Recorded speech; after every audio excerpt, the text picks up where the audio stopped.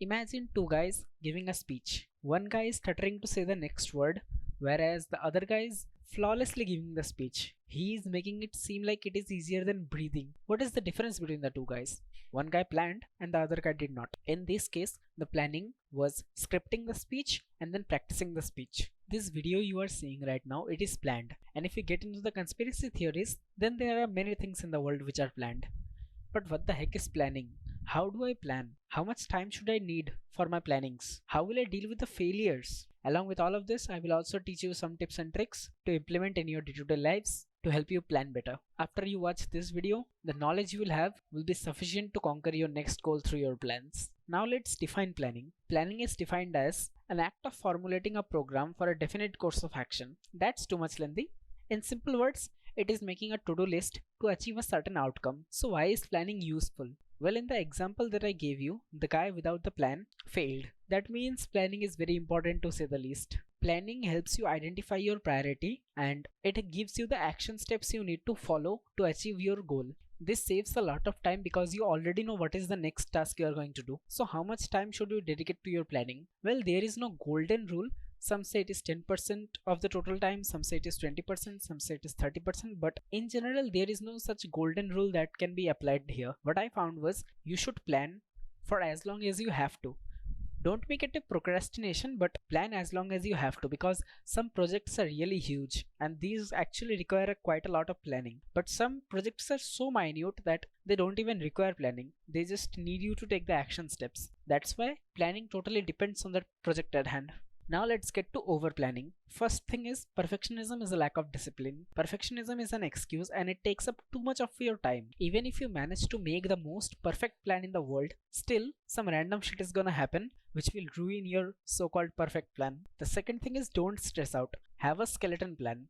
Don't have a full-blown plan with each and every detail. This is also not possible for you at this stage because for you to make the full plan with 100% efficiency, you need to be aware of the things that will come. But you haven't done the task, so you aren't aware. That means the plan you are going to make is not going to be 100% optimal. So don't try to aim for 100% optimal. Have a skeleton plan and build on from there. Figure the rest out as you go. Now let's talk about failure. First thing is you have to foresee failure. You have to understand that failure is something that is bound to happen. There is a very high chance that some random things will happen and that will lead to failure of your plan. 100% efficiency of a plan is not possible, and if you are a physics nerd then you know what I am talking about. Now let's talk about plans regarding failures. So the thing is you should not have a plan B. There was a very nice study conducted which reported that when people had plan B, they were more prone to fail in plan A. But when people had no plan B, they succeeded more in the plan A only. But I am not saying to you that don't even have a plan B. Have a skeleton plan B, but don't have a full blown plan B. If you put all of your effort into making the plan B, then what was the point of making plan A? That is why have a skeleton plan B instead of a full blown one. Now let's get to the detailed advice. I will give you a very nice example.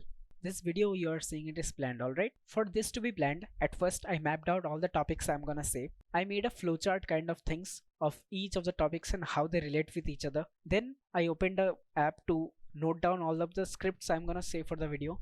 Then I finally sat down to record. Alright, similarly you have to have a skeleton first, like how I did. I started with a rough idea of what I'm gonna say. Those are the bullet points. Then I slowly built upon them. That is why you have to have a skeleton plan first, then you have to build upon this. Second advice, buffer time. Now what is buffer time?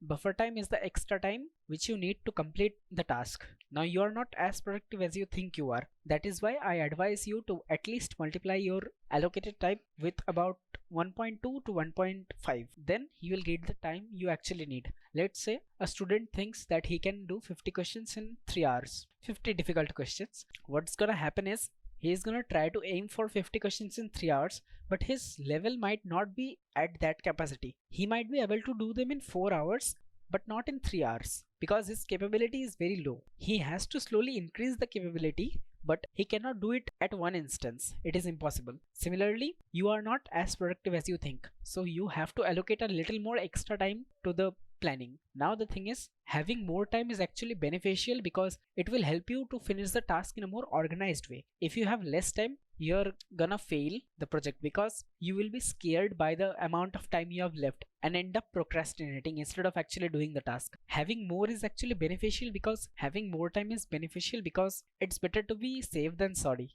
You can allocate more time, but you should not ever allocate very less time. Now if something actually takes you 30 minutes to do, then you of course you allocate 30 minutes. Don't allocate 2 hours for that, but use your common sense. Tip number 3 is be flexible. What do I mean by flexible? Flexibility is basically have a plan which can be altered at any moment due to any incident. As I have already told you that random shit is gonna happen. There is a very nice probability, about 99%. You have to make a plan which can be altered when there is a random event.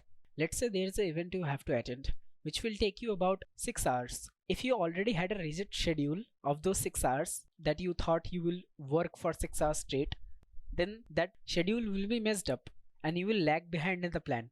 That's why make a plan which can accommodate different type of things which might occur.